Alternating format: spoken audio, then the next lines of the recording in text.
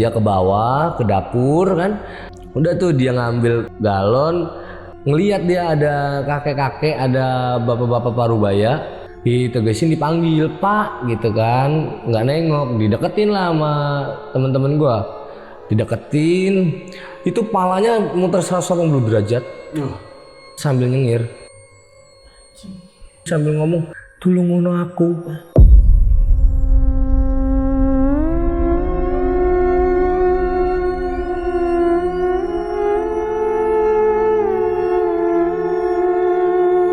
Jadi ceritanya gue main gaple dan si Aten ini ngomong gini, kalau setahu gue ada mas, kalau bau pandan itu pasti pocong. Terus dari atas itu, dari atas atap itu kejatuhan ulet. Pertama itu jatuh dulu tuh ulet kan, ulet. Ini ulet dari mana nih? Gue pikir ada bangke di atas. Pas gue tengok,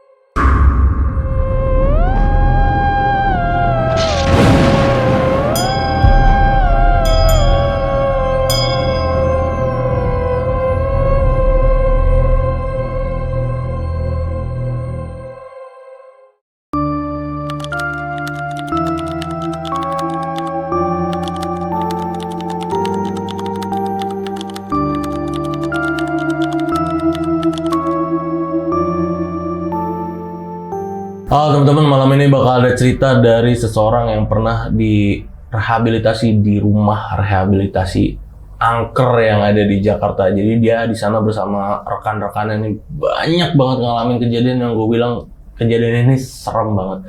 Tapi sebelumnya kenalan dulu sama orangnya di sebelah gue, udah ada Bang Arif. Halo Bang. halo Bang. Wih, thank you Bang. Udah main kesini buat mau nyeritain ini. Iya Bang. Bang, ini kejadian kapan Bang waktu itu?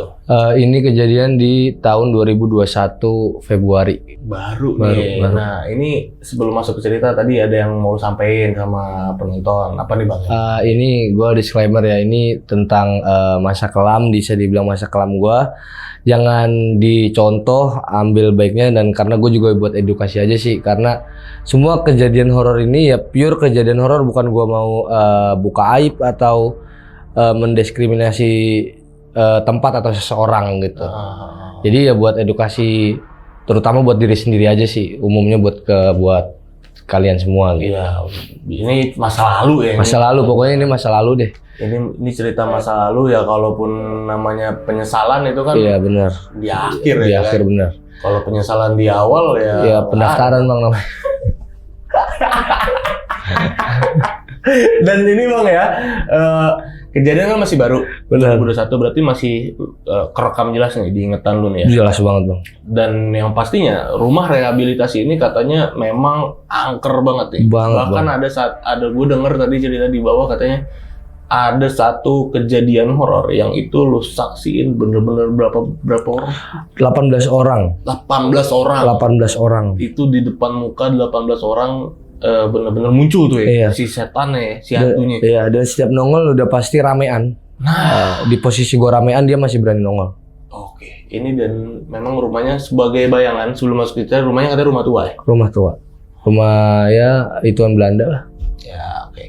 Dan balik lagi nih Bang ya, ini kita ingetin lagi sama teman-teman kalau ini hanya masa lalu lo, nggak ada yang mau kejeblos di masa suram itu lagi. Ya, nggak ada yang mau, karena memang lu pun sekarang udah hidup baik-baik aja bersama istri dan anak, dan memang udah bener sekarang gitu loh.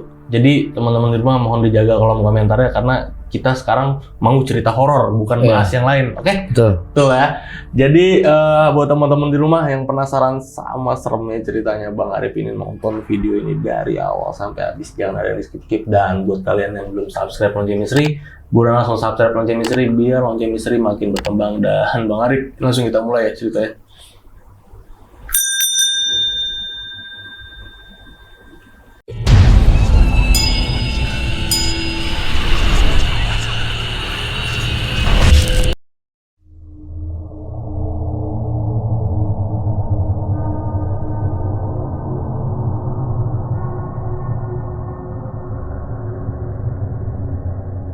Jadi di 2021 Bang, gua sempat kena bukan crash ya, kasus di salah satu apartemen yang ada di daerah Bekasi. Karena narkoba kayak itu. Nah, gua ketangkep cewek gua, mantan gua, temen gua si Karsten sama ceweknya, ya kan, berempat. Udah tuh di Polres Bekasi Kota. Terus 7 hari 8 hari gitu gua ditaruh di rehab karena nggak barang bukti gua nggak kuat. Jadi akhirnya gua diturunin di rehab. Ya kan, di rehab di salah satu di daerah Jakarta. Nyampe di rehab tuh, gua ngeliat rumahnya ya rumah Belanda, bener-bener rumah Belanda gitu yang belum direnov apapun, pure rumah Belanda di tahun 2021 itu. Terus gue diperiksa segala macam, terus gue dinaikin ke kamar S. Di situ ada staffnya itu ada 4. Oke. Ada staf kesehatan, ada security 2, terus ada pengelolanya namanya Pak Cecep. Dah, sampai situ gua dimasukin ke kamar S. Jadi 5 kamar ini, ada kamar B, kamar S, kamar N, kamar A, terus kamar Y. Ya, udah. Gua dimasukin di kamar S. Itu isinya ada 42 orang. Wow. Ada 42 orang, Bang. Satu kamar. Gila. Di kamar B itu malah ada 56 orang, 57 orang. Wow. Ya, di kamar Y 16 orang. Di kamar N itu ada 23 orang. Di kamar Y itu ada 34 orang. Rumah gede banget dong berarti. Dibilang gede banget dari luarnya itu enggak, tapi ke dalamnya itu lebar, Bang. Okay. Luas, bener-bener luas. Jadi ada lantai 1 ini ada 3 kamar. 3 kamar, yang satu kamar S juga. Terus kamar D, kamar S, sama kamar untuk ruang isolasi. Isolasi mandiri untuk orang-orang yang di situ 3 kamar, ada dapur, ruang, jendela, kolam renang. Dan kamar isolasinya itu pas di depan kolam renang, di halaman. Dah, itu udah tuh gue naik, Bang. Gue masuk kamar kan. Kenalan lah kayak biasa sama teman-teman yang lain kan. Udah kenalan, terus nanya-nanya biasa-biasa sampai hari pertama, hari kedua, hari ketiga, sampai hari ke-7. Hari 1 sampai 6 itu nggak ada apa-apa, Bang. Kegiatan lu ngapain aja situ? Kegiatan gue ya kalau pagi itu apel, cek feeling, ada bantu. Jadi ada organisasi gitu, kayak ada kitchen, kayak ada housekeeping, kayak ada keagamaan, kebersihan, lain lah pokoknya. Dan gue kebagian di bidang keagamaan itu. Ya jadi kalau misalnya pagi itu mulai jam 2 itu, jam 2:30 itu ya kayak pesantren, sholat subuh. Kalau ada yang mau sholat subuh ya sholat subuh berjamaah. Kalau enggak ya udah segelintir orang aja yang mau ikut. Terus udah paginya kita senam, absen. Terus cek feeling, senam tuh sejam lah, setengah jam lah di kolam renang itu. Cek feeling tuh apa? Jadi kayak misalnya pagi good morning everybody gitu. Feeling good. Kalau bad maksudnya tuh good. Kalau keadaan lu baik ya lu ngomong baik. Kalau keadaan lu lagi nggak baik-baik aja ya lu ngomong gitu, nggak baik-baik aja gitu. Dah. Terus udah tuh senam, udah biasa tutup keong lagi. Tutup keong itu dikurung lah kasarannya, dikurung lagi. Kurung sampai jam 9 itu baru makan pagi. Gua di rehab itu selama 21 hari, Bang. Gua 21 hari di rehab situ. Gua ditaruh di kamar S sama temen gua si Karsten ini. Pertama awalnya gua nggak ada apa-apa. Ya enjoy sampai ke hari ke-7. Hari ke-7 itu baru tuh. Biasa ada yang tadi gua bilang, ada cek kesehatan. Jadi siapa yang sakit, misalnya ada yang demam atau ada yang sakit apa tuh langsung ke poli kesehatan di rehab itu, ada tuh stafnya. Dikasihlah obat dan gua posisinya itu lagi meriang. Ditemenin sama temen gua si Karsten. Ayo temenin gua gitu kan. Udah. Gua ngambil. Jadi lantai 2 ini ada kamar 5 kamar ya. 5 kamar, satu pojok sini ruangan. Ada operator satpam ya kan untuk melihat CCTV, dan di pojok ke kiri itu ada lorong itu untuk gudang kayak naro pelan apa ember dan untuk kebersihan lah gitu. Dan gue pas ke arah ruang poli kesehatan itu, Gua kan punya ekor mata ya bang ya. Ekor mata ini ngelihat dari arah itu kayak ada asap. Tuh asap itu ya setelah gua pantengin, gua tegesin. Nah si Aten nepak gua, pocong mas, kata dia gitu kan. Kaget lah gua. Emang bener gua berdua tuh ngelihat kayak ada asap gitu, asap begini, tapi kayak ngebentuk. Pas gua tegesin, Aten nepokin gua, pocong mas. Gua tegesin lagi kan. Bener bang, itu pocong, mukanya sini nih retak, gosong, sininya kayak, matanya hitam, jadi ininya putih, mata satu ini putih, satu ininya hitam, full hitam. Itu ada retak begini, retak di sini, tapi yang di sini gosong. Udah, gua lari lah gua kan ke kamar, nggak jadi periksa gua, udah. Terus si Bung Peter ada, temen gua namanya Bung Peter, lu kenapa dek gitu? Bung, gua ngeliat pocong bung sama Aten gitu. Pocong di mana? Kata dia gitu kan. Terus di lorong gudang, gua bilang itu tuh kayak asap, tapi pas gua tegesin itu pocong bang. Mukanya hancur, gua bilang gitu kan. Sebelah gosong, sebelah udah retak segala macem. Terus si Pak Guntur ngomong gini, ya lu ntar lu juga terbiasa sih sama yang kayak begitu mah, udah sering di sini, kata dia gitu kan. Udah sering di sini mah gitu. Oke lah, gak gua pikirin lah ya kan. Tapi ya emang setiap jam setengah satu, jam 2 itu ada dari luar, padahal nggak ada orang ya. Itu ada suara, kita nggak kayak ada suara loncat dari loncatan gitu. Terus ada yang ngetok-ngetok pintu, semua pintu itu pasti diketok. 5 kamar itu pasti diketok bang. Pintu? Iya, itu setiap di atas jam 1 itu pasti diketok sampai jam 3 setengah 4. Itu bukan staff ya? Bukan, nggak mungkin kan staff itu ngetok-ngetok jahil jam segitu, apalagi untuk orang istirahat ya. Kan pintu itu ada ventilasi ya bang. Jadi anak-anak yang lain itu kadang ngintip dari ventilasi itu gitu. Di atas itu ya? Iya, dan itu ngambang. Jadi lu paham nggak, lompat kayak kaki lu napak ke lantai, cuman dia ngambang, pas kita lihat itu ngambang. Ya. Itu jelas banget anak-anak, walaupun dari ventilasi itu jelas itu putih lusuh, ada tanah ya nggak tahu ya, tanah merah gitu, itu bercecer di lantai. Itu bercecer di lantai. Ya pas gue sempet ngeliat itu ya anjir, gue bilang gitu kan. Ini ada apa sih nih di sini gitu. Gue akhirnya nanya-nanya, terus yang lain ya belum pada mau ngasih tahu juga. Jadi lu rasain aja dulu dah, gue mah di sini udah tahu gitu, udah sering, udah kenyang sama yang begini gitu. Tanahnya itu ada? Ada, sampai pagi pun ada. Sampai anak-anak housekeeping ya, pihak kebersihan itu ngebersihin setiap pagi itu ada. Itu ada. Tapi yang gue heran ya, dari 1 sampai 6 tuh gue nggak ngerasain kejadian apa-apa ya. Hari ke-7 itu aja gue ngerasain, sampai seterusnya tuh sampai 21 hari. Itu bener-bener gila sih. Terus jadi lanjut nih bang, gue kejadian yang selanjutnya nih, gue jadi di kamar S ini, di kamar gue ini nggak memadai, nggak ada kloset untuk pup, untuk buang air besar, ya kan? Ada di kamar Y, di kamar Y sama di kamar B. Oke. Ya kan, cuman gua kamar Y sama kamar S itu cuma sebelah-sebelahan, sedangkan kalau di kamar B gua harus ke majuan dikit dah gitu kan.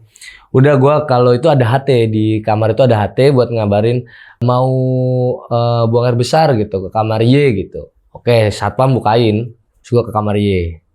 Begitu gua ditemenin sama si Oji, Bang Roji namanya, dia juga pengen ngebuang air besar juga, bareng lah gua sama dia. Udah dari situ gue nyium aroma busuk, tau gak bang, busuk. Ya gue pikir dari arah ini gue ya, apa namanya, buang air besar gue gitu kan. Cuman enggak, itu busuknya udah busuk dari bau, dari segala macem. Bau bangke, bau bukan bunga kantil, bunga kamboja, tau gak sih bang? Itu campur, itu udah nyengat banget di hidung gua. Dan gak taunya bukan gua doang. Dari kamar mandi gua denger, ini bau wangi, ntar bau wangi, ntar bau busuk, ntar bau wangi, ntar bau busuk. Tuh bocah tuh 16 orang, 18 orang lah sama gua, sama temen gua si Oji.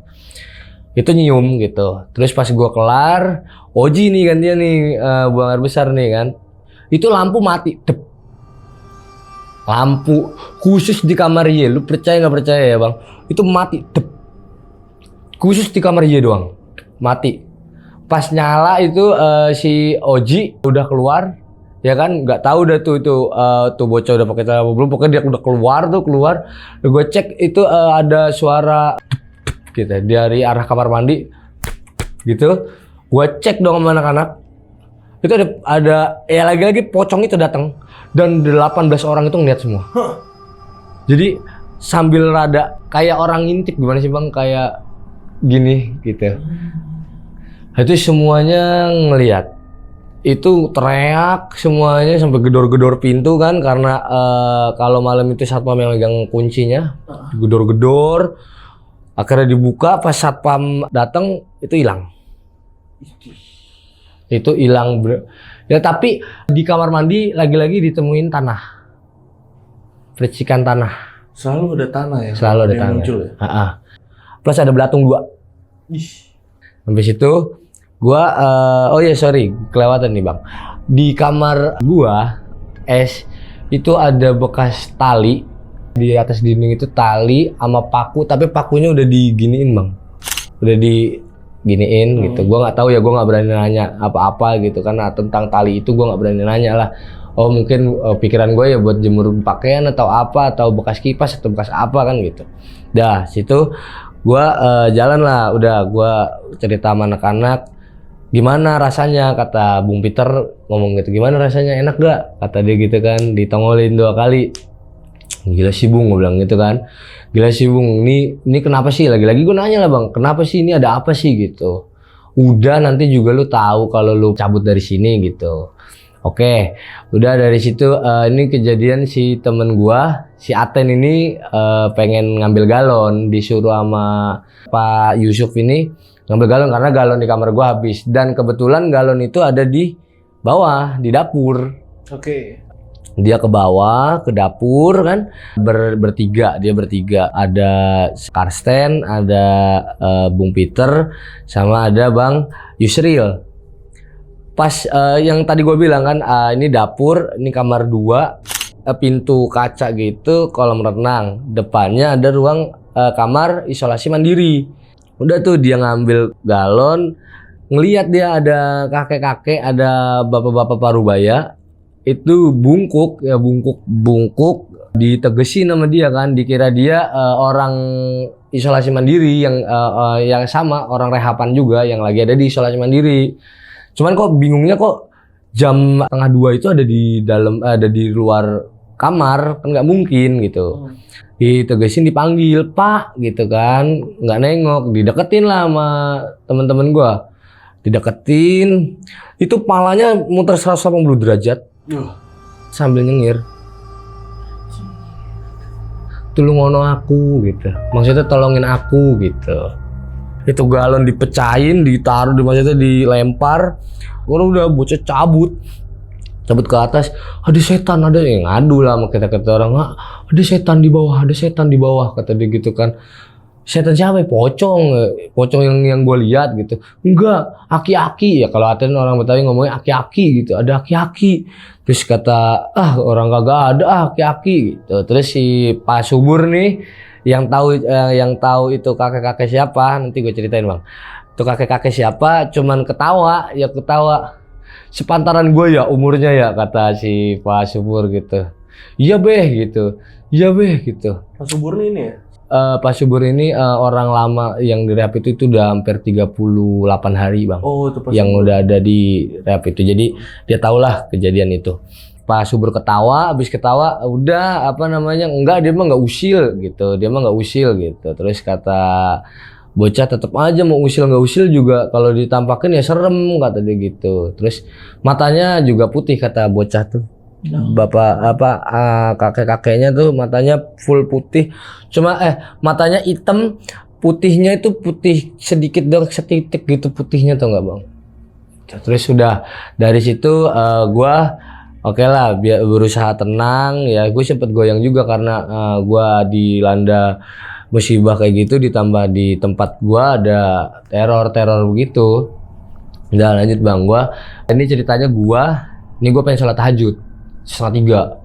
Gue, Nadil, ada si Rekal, ada si Usman, ada si Bang Ucup, berlima pengen sholat tahajud. Ya kan, gue pengen sholat tahajud. Ya biasa ke kamar mandi, ada musola kan, ada musola di luar itu ada musola, ya musola-musolanya kayak ruangan, cuman dijadiin musola gitu. Di mana? Di dalam rumah itu? Iya, masih di dalam rumah itu.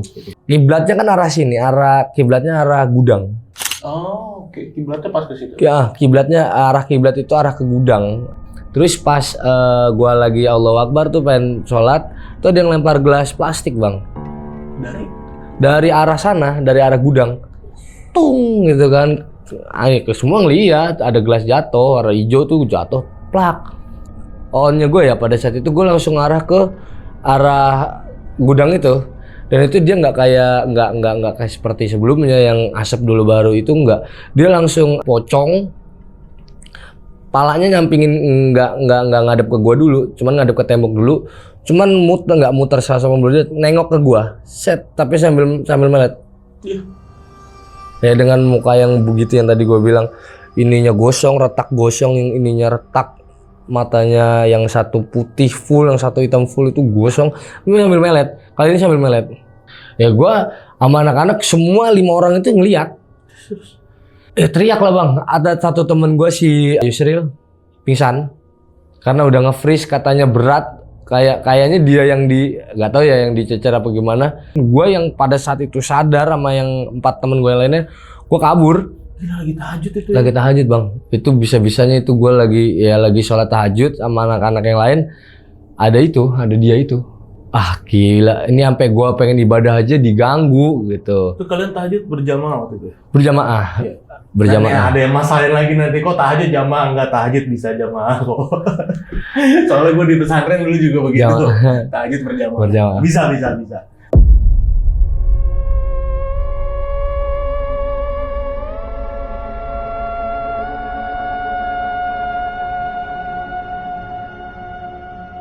Ini kejadian dari kamar N. Kejadiannya itu dia lagi ada acara bakar-bakar, disupport lah sama orang tua dari ini di lantai 1. Itu tepat sih malam minggu sih Bang. Jadi kalau misalnya satu kamar ada acara kayak bakar-bakar, cuman khusus tetap di dalam rumah itu ya. Cuman kamar-kamar yang lain nggak boleh ikutan gitu. Udah tuh itu sempat geger juga sih di paginya. Terus bakar-bakar nih, ada yang ituin daun pisang, dia ngeliwat lah gitu kasarnya, ngeliwat. Udah lagi enak bakar-bakar, itu masih sore Bang, masih jam 11 Bang. Dari arah ruang isolasi sebelahnya ini kan ada tanaman gitu ya, tanaman. Ada orang jongkok. Jadi ya yang ngipasin kan juga yang bakar-bakar tuh kan dia lagi jongkok, tapi di pojok itu ada yang jongkok, ikut jongkok juga, pakai peci, pakai kopiah. Oke. Pakai kopiah, dideketin lah sama si Redo dideketin sendiri, itu kan sendiri, dideketin sama dia. Tiba-tiba pas dilihat sama dia itu ya kakek-kakek sambil nyengirnya sampai segini Bang. Itu yang kakek-kakek yang gue bilang tuh, tapi nyengirnya segini sambil ngomong, "Tolong ngono aku." Dua setan itu yang emang bener-bener menggila gitu. Pas kayak gitu? Pingsan tuh sih. Pingsan. Tapi 2 orang yang lainnya pas narik pas di hadapan dia itu nggak ada apa-apa. Cuman pas ngeliat di dalam kamar isolasinya itu ada kakek-kakek juga. Dia kayak lagi diri gitu. Jadi posisinya tergantung sambil senyum. Gitu. Itu pas diteriak, staff semua datang sama security itu nggak ada apa-apa. Dan talinya nggak ada. Pak Cecep pada saat itu ngomong gini, udah, besok aja rame-rame sama yang lain bakar-bakarnya, sekarang udah istirahat ke atas. Paginya ngobrol lah tuh kan pas senam bareng kan, kalau senam itu pagi semua kamar kan dikumpulin dijadiin satu. Tuh udah heboh tuh. Gua ngelihat kayak kakek-kakek gitu ngomong lah ke anak-anak gua, ke teman-teman kamar yang lain. Jadilah gempar di situ. Terus si Aten lagi-lagi ngomong gini, ya itu yang gue lihat, kata si Karsen gitu. Kata Pak Subur, Itu mah udah biasa, tapi nggak jahil. Apaan nggak jahil apaan? Gua digituin nih, jahil lah namanya. Kata, ya sempat crash juga. Ada yang ngomelin Pak Subur juga, katanya nggak jahil Pak, ini kok sampai ada banyak orang yang kena gitu. Terus kata Pak Subur dengan enaknya, itu lagi hari apes lu kali, kata Pak Subur gitu kan. Itu lagi hari apes lu kali ngeliat gitu. Terus udah dari malam ke 13 sampai ke 17 itu terornya nggak terlalu mainstream lah bang. Sampai hari ke 18 lagi tuh bang, itu jadi malam minggu juga jatuh, iya masih malam minggu. Kalau malam minggu itu Pak Cecep itu ada, staf kesehatan nggak ada. Jadi cuman security juga cuma satu. Jadi cuman ada 2 staf di malam minggu itu. Nonton TV nih rame-rame di di bawah. Nonton TV rame-rame ya biasa Netflix kan atau apalah pada saat itu. Dengar ada suara dehem gitu dari arah kolam renang. Cuman ya nggak semua notice sih. Ada beberapa orang yang notice termasuk saya yang lihat ke belakang itu nggak ada apa-apa. Sampai gue aus, gue pengen ngambil minum di kulkas. Itu ada tangan bang, jadi gue pengen ngambil gelas. Itu ada tangan hitam. Ada tangan hitam tuh di bawah. Jadi rak piring ini kan ada ya, rak piring, rak gelas. Yang atasnya piring, yang bawahnya gelas gitu kan. Itu di bawahnya rak piring itu ada tangan hitam. Ada tangan hitam, keriput. Pas gua lihat ke bawah lagi, sekejap hilang, sekelibatan gitu hilang. Sekedip mata ya? Iya, sekedip mata gitu hilang. Pas gua, jadi galon nih kan, galon naruhnya ini dapur, sebelahnya ada tembok sekat gini yang buat naruh galon, gas gitu kan. Itu ada yang ngintip. Kakek-kakek pas gua ngarah ke arah dia tuh ada yang ngintip, ngelongok gini sambil nyengir sumring. Gua teriak lah. Jadinya kan, wah apaan itu? Gue bilang gitu kan. Terus datang satpam, ngomong kenapa Rip gitu kan. Itu ada aki-aki, ada kakek-kakek, saya bilang gitu kan. Di mana orang kagak ada apa-apa. Bocah langsung pada, wah itu kakek-kakek isolasi kali itu udah dicap tuh jadi kakek-kakek isolasi gitu. Oke, kan. Dikasih nama tuh. Iya, sama anak-anak kakek-kakek isolasi gitu. Wah itu kakek-kakek isolasi tuh udah kagak beres dah kalau ada dia dah, kata dia gitu kan. Gue ngeliat cabut lah satu-satu kan, cabut karena gue udah ngeliat ada kakek-kakek itu berawal dari tangan nyelip masuk ke rak piring itu. Udah di hari ke 20 bang, 20 itu udah dikumpulin lah anak-anak kan, tanda tangan pengen dilimpahin ke Bandung. Pokoknya total gue ngejalanin rehabilitasi itu 1 bulan 12 hari. 1 bulan 12 hari, 21 hari gue di Jakarta, rehab swasta Jakarta. 11 harinya, kurang lebih ya 12 hari, 13 harinya lagi gue di Bandung, diterbangin gue ke Bandung. Di hari ke-20-nya gue dikumpulin buat tanda tangan semua anak-anak. Oh, tanda tangan apa tuh? Tanda tangan buat gue dipindahkan ke Bandung. Oh, di Bandung tuh ada lagi ya? Masih satu ini nggak? Sama, satu. Masih Kenapa satu. Kenapa harus pindah? Mungkin cara mainnya dia ya, mungkin ya bisa gue bilang gua biar ditekan keluarga gue buat ditebus gitu. Oh gitu. Jadi adalah permainan kotornya lah dari pihak rehab swasta itu gitu. Ya kalau nggak gitu juga mereka mau nyari duitnya gimana? Gimana ya? Dah, gua dari situ gua cerita-cerita lah. Gua nanya, gua memberanikan diri nanya, Pak ini sebenarnya ada apa sih gitu.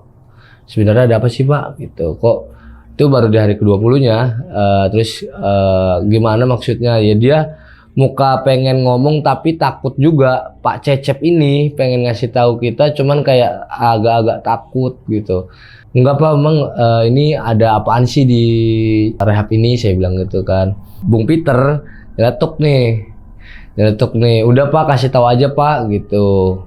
Tapi janji nggak ngomong ke luar-luar ya, kata dia gitu kan. Iya Pak, kata dia gitu. Terus sebelum kamu masuk ya 2 minggu sebelum kamu masuk itu ada kejadian diri persis di kamar kamu, di kamar mandi. Oh. Makanya ada yang tadi gue bilang di atap kamar gue ada paku gini sama tali. Itu bekas talinya. Dan udah pernah diambil. Itu ada kesurupan massal bang, satu kamar. Iya, udah pengen dicabut. pengen dibuang, pengen dibakar. Itu ada kesurupan massal, sempet. Itu 8 hari 9 hari sebelum gua masuk itu ada kesurupan massal. Akhirnya nggak jadi tuh. Nggak jadi, udah akhirnya ditaruh di situ aja gitu. Ya mungkin buat ngasih tahu, ya dia pengen ngasih tahu kalau dia matinya dengan cara kayak gitu, mungkin ya setannya gitu kan. Kenapa deh katanya bisa ngakhirin hidup kayak gitu? Lagi-lagi kau maksudnya goyang kau gitu karena Tapi dia nggak kuat ya? Ketergantungan, benar-benar ketergantungan narkotika. Ya akhirnya dibina nggak bisa, mungkin nggak bisa dibina, terus dia ngelawan rasa itunya udah nggak kuat mungkin kan. Kira ya daripada dia sakau, dia ngilangin dirinya. Itu. Tapi yang sakau itu cuman emang beberapa aja, apa emang banyak sih yang di situ tuh? Banyak bang. Yang meninggal di situ itu ya nggak cuma 2 orang itu aslinya. Banyak ya? Banyak. Banyak ya karena ya kesalahan diri dia sendiri nggak bisa nahan rasa itu. Akhirnya ya dia lebih milih gitu. Ya kan di rehab itu kan biar sembuh gitu ya. Iya, dia nggak kuat cuman ya. Iya, dia nggak bisa nahan itu, nggak bisa nahan itu. Ya, sama-sama yang kakek-kakek yang ada di bawah itu dia juga diri bang. Karena satu dia habis dicerain sama istrinya, ditinggal sama nggak diurus sama anak-anaknya, ditambah dia ya akhirnya dia Terus yang itu, yang pocong tuh? Nah, yang pocong itu yang tadi gue bilang itu di atas kamar mandi. Ada tali di atas kamar mandi itu dia ngentengin diri itu. Sebelumnya kata Pak Cecep sama teman-teman sebelum gue masuk, dia udah sempet ngelukain dirinya pakai bang. Jadi ini dia cuman nggak berhasil. Langsung ketahuan tuh. Terus udah sempet minum sunlight. Iya, pokoknya minum sunlight gitu udah ditekan tengah malam. Setiap dia ngerjain itu ya tengah malam. Tapi untungnya lagi-lagi yang tadi gue bilang ada operator CCTV bisa ngelihat langsung pas security ngeliat langsung diambil. Dan pinternya orang ini almarhum ya yang bunuh diri ini, itu kamar mandi dikunci bang. Dikunci, ditutup lah. Jadi biar nggak kelihatan sama CCTV kalau dia lagi pengen diri. Dan ditemukan jam pengen subuh, pas anak-anak pengen sholat subuh, dia ngelihat pas pengen ngambil wudhu itu udah ngelihat si korban yang gantung diri itu dalam keadaan. Makanya dia lidahnya begitu. Ya. Lidah si pocongnya. Lidah pocongnya gitu. Terus habis tanda tangan tadi hari ke-20, itu hari ke-21 pindah. Nah, enggak. Malam ke-21-nya tuh masih tepat di hari 20 di hari ke-20. Malamnya itu puncaknya, Bang. Puncaknya jadi gua di kamar, ini khusus di kamar gua ya, Bang. Di kamar gua itu totalnya yang tadinya ada 42 orangan, sebagian besarnya udah ada yang terbang duluan ke Bandung. Jadi sisa 30-an orang lah gitu, 30-an orang. Dan yang nanya ini, yang dicecer ini yang nanya-nanya tentang dia itu ke Pak Cecep tadi. Jadi gua kayak Bung Peter dan Bung Peter, Karsen, Yusril, Sopian sama Naril itu dihantam habis-habisan tuh sama teror itu tuh. Jadi ceritanya gua main gaple, udah begadang orang katanya juga pagi jam 6 setengah 7 tuh udah diberangkatin dari Jakarta ke Bandung. Ya kan udahlah main gaple, ngopi kan, ngerokok, udah main gaple. Terus ada bau pandan dan si Aten ini ngomong gini, kalau setahu gua ada mas, kalau bau pandan itu pasti pocong. Si Aten tuh udah ngomong gitu, lu jangan ngadi-ngadi, besok itu udah mau berangkat ke Bandung, kagak ada pocong-pocongan gitu kan.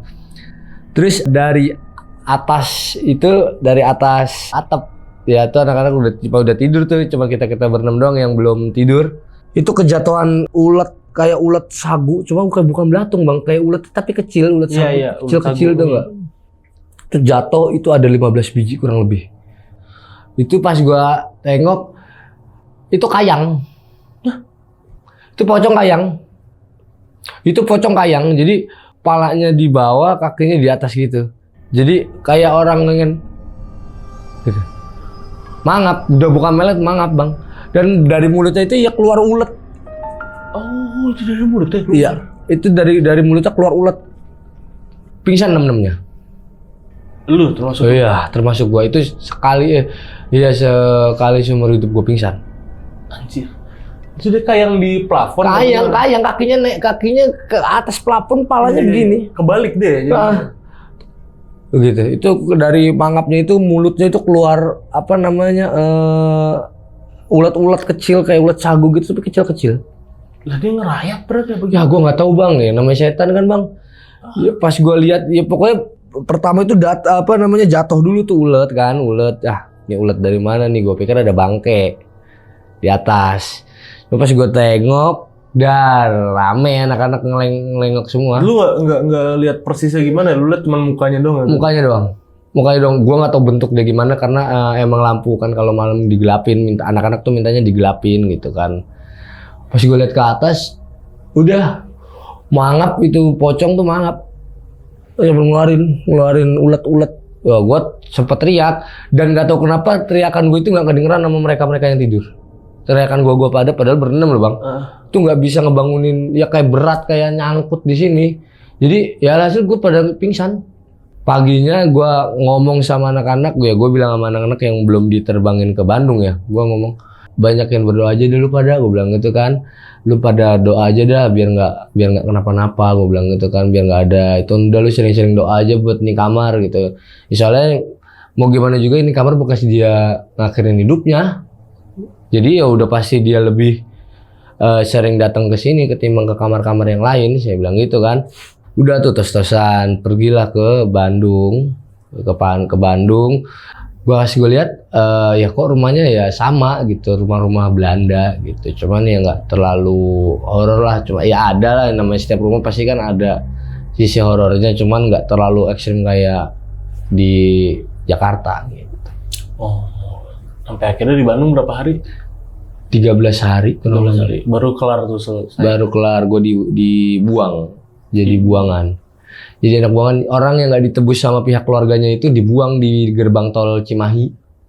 Terus? Jadi cuma dikasih surat, namanya surat sakti. Jadi kita panggilnya itu surat sakti karena ada stempel dari pihak rehab, tanda tangan dari pengelola rehab, ya kan, sama tanda tangan kita. Jadi pas dulu itu pulang bang, gue nggak dikasih uang sepeser pun buat ongkos pulang sama pihak rehab kan. Jadi gue cuma dikasih kertas, gue disuruh ngecrek itu kasarannya ngemis. Ngomong misalnya gue ke tukang pecel lele, ke tukang nasi padang gitu, gue ngomong, Pak ini saya habis masuk rehab, rumah saya di Depok gitu, saya mau pulang nggak ada ongkos, ntar dikasih 30.000 apa 20.000 gitu. Ya udah kita kumpulin, ntar kalau ongkos kan 140.000. Berarti 20.000 kurang kan, ntar kita ngecek lagi ke warung ini, ntar kita ngecek lagi ke warung itu gitu. Oh gitu. Buset ya. Itu kalau yang ditebus begitu tuh ya. Iya bang. Namanya Dibuang-buangan gitu. Tapi berarti udah selesai dong proses ini. Udah nggak ada ini lagi. Udah nggak ada. Dan beneran bisa nyembuhin ya itu ya. Nyembuhin gimana? Nyembuhin maksudnya mau segala macam itu. Iya, ya balik lagi bang ke diri sendiri sih aslinya, kuat apa enggak gitu. Kalau nggak kuat ya pasti berakhir, kalau nggak meninggal ya nyakitin diri sendiri gitu. Iya. Tapi temen lu yang sama temen lu yang cewek sama mantan lu itu beda rehab ya, cewek ya? Kalau cewek. Dia di bawah. Oh dia sama. Dia di bawah. Oh kalau di atas itu cowok, di bawah cewek gitu. Jadi kamar SS ini pokoknya gini.